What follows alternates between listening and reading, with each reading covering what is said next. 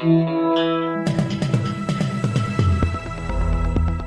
listening to the Betoota Advocate's weekly news wrap on Desert Rock FM 96.5. Hello and welcome to the weekly Betoota News Bulletin. My name is Bruce Hitchcock and sitting across the desk from me today is Wendell Hussey. Yeah, thanks for joining us today from the heart of the Channel Country in Betoota, the jewel of the Diamantina Shire. Getting the news wrap started in other parts of the country though, Del, and Melbourne was the scene of some big protests this week. Yeah, it was, Bruce. The nation's nut milk capital was shut down a couple of days ago when a band of vegans with no jobs to go to decided to stage a protest about meat consumption. The protesters, who blocked off one of the city's busiest intersections, began to have the wind taken out from their sails, however, after numerous activists began sporadically taking naps. Speaking exclusively to The Advocate from the scene of the protest, Brunswick-based graphic designer Indigo Leaf explained that everything started fizzing out after everyone's iron deficiencies on the scene started getting the better of them. A lot of people in our movement are quite tech-dependent and didn't pack enough legumes or grains to get through the day. We're very white and very well-to-do, and we're not used to dealing with such external pressures like the April sun or having a clear address for an Uber Eats delivery. And Nick Scolari, one of our loyal subscribers from Betoota Heights, pointed out to us in the comments section of that story that the vegans would have been far better off protesting out the front of a Bunnings on a Saturday morning if they really wanted to make a point about meat consumption. Interesting point. And the people of Melbourne who were hoping that the day of disruptions was only a one-off were shocked the following day when a large group of paleo protesters set up in the CBD to have their turn trying to force people to adhere to their lifestyle. The paleo diet, or caveman diet, as it is sometimes colloquially referred to, is a style of eating based on the sole or predominant consumption of foods presumed to have been available to humans during the Paleolithic era.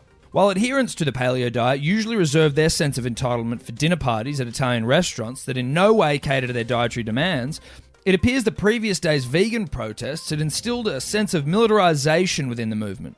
With fires burning and animal carcasses carved up in the middle of the CBD, a terrible start to the week for Melbourne city people got even worse. In some news from the great state of Queensland now, and we sat down with a couple of boomers from our town who planned a special little trip this year. Graham and Butter Reese, an ageing Betoota Grove couple, have recently returned home to our cosmopolitan desert community after a short holiday to the Great Barrier Reef. They both wanted to see the globe's largest living organism one last time before their generation, the most spoiled in human history, finally kills it.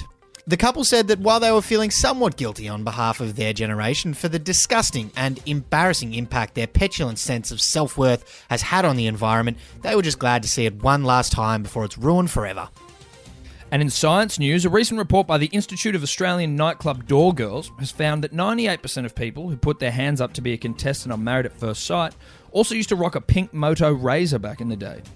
The Motorola Razor, styled R-A-Z-R, pronounced Razor, was a series of mobile phones that has long been associated with consumers likely described as basic, shallow, and big on lip fillers. Because of its striking appearance and thin profile, it was initially marketed as an exclusive fashion phone. But within a year, its price had lowered and was wildly successful, selling over 50 million units to teenage fans of Paris Hilton by July 2006.